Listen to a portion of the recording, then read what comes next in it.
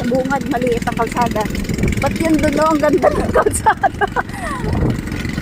So, ang ganda ng kalsada doon, parang highway. Oh, hi. Parang highway ang kalsada. Wow, ang ganda ng kalsada dito. Nasa highway na kami.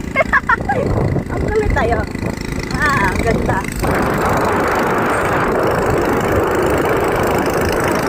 Ang ganda pa ang kalsada dito sa dulo. Ito sa bungad.